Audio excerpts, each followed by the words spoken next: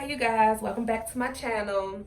Today's video I'm really kind of venting and then trying to also give a little bit of advice to some people who are in nursing school and thinking about being a CNA. So if this is interesting to you, please hang on for the ride because I'm gonna be as honest as I possibly can. So I've been a CNA for about 3 years, we'll say. About 3 years. So I've learned a lot as a CNA, just, hands-on with patients. I'm not scared of patient care. A lot of stuff that I see in schools or in clinicals, I understand. I'm able to connect the dots because I've actually been in a clinical environment. Oh, sorry, y'all. So I think that is a plus.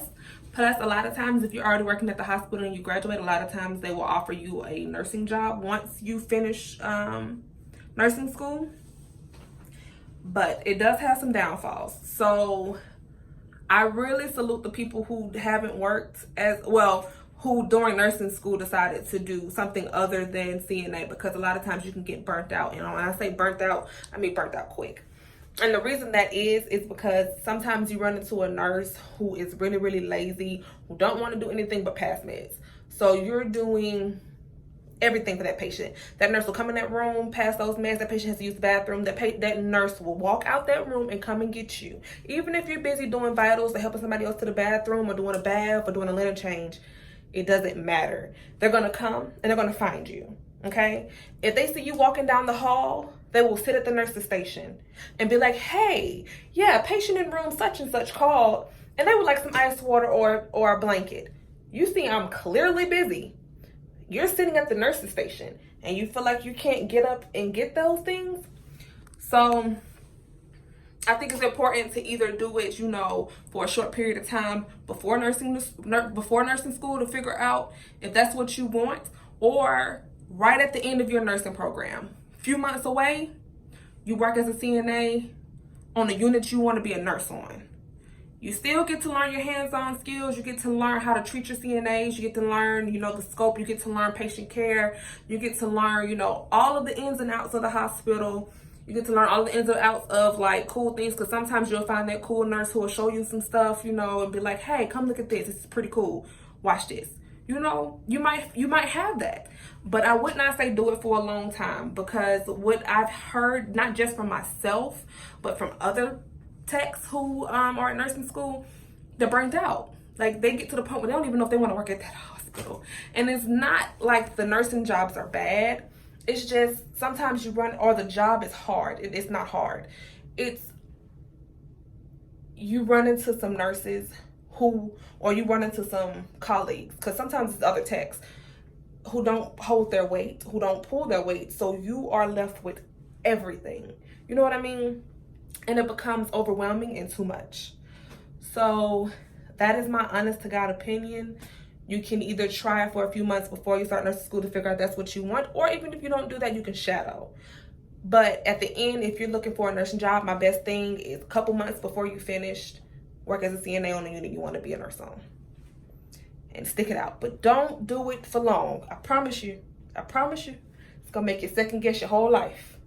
So, sorry, this is kind of outside of my norm, but I really had to vent to my YouTube family because, baby, I can't. Today, I'm done, okay? I'm done. I was like, you know what? People need to know this, because I don't want people going into this thinking that this job is easy. It's extremely stressful, okay? Extremely stressful. Can't wait to graduate in a couple months. Can't wait to be a nurse. And I'm just gonna I just plan on doing total patient care by myself. If I can't, I will ask the tech, but I highly doubt that I will want to ask the tech, just from knowing that position that I've been in, and knowing that tech might have 18 patients or 9 patients, and I have 3 to 4 patients.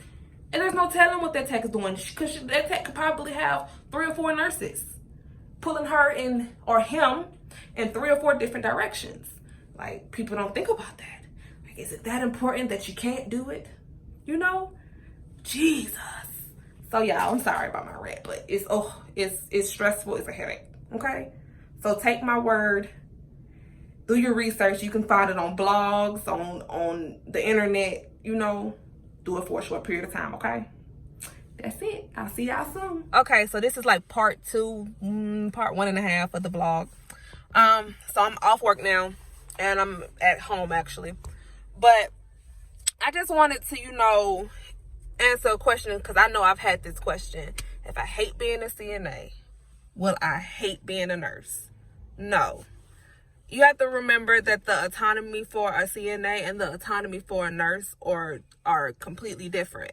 A nurse can delegate, a nurse can assess, a nurse can plan, a nurse can evaluate, a nurse can do so many things, And a tech really, if you look it up, they say a tech can do stuff like repetitive, simple stuff. They don't really deal with the critically ill. They don't really deal with evaluating the patient or anything like that. They do the stuff like task oriented, like vital signs, baths, ambulation, ADLs, stuff like that. So just because you hate or you dislike being a CNA does not mean you're going to dislike being a nurse. I will say, once you're like a senior and you're at the end of your program, being a CNA is really adds to your frustration, not just because, the workload is a lot or, you have lazy nurses, but also because you have that knowledge behind you now. And you're basically a nurse waiting to sit for your boards. You have the same education and you're basically doing repetitive stuff. You won't feel like you won't feel like you're where you're supposed to be.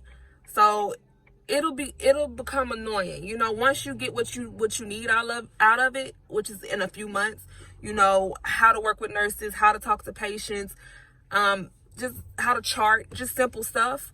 Once you get past that, it won't fulfill you at all. So I guess that's my other frustration with it. That's why I stress you do it for a very short period of time, either before you start the program or after, like towards the end of your program, because you won't be happy, to be honest. Well, at least, I can't speak for everybody. Some people love it, but for me, no. I'm so ready to graduate and get my license and start working as a nurse. I don't know what to do with myself. Like, I'm so ready. When I say I'm so ready, like, it's got to the point where I dread going to work as a CNA. I'm like, no, it's not fulfilling. It's not doing it. But you guys, I'm only a couple months out. So if you have any other questions or any other topics that you want me to discuss and be 110% honest, because that's all I can be, is real about this stuff, you just leave a comment down below. I'll see you all soon. You type in what you get on respirations, heart rate, blood pressure, compare it to the expert, then you do your actions. What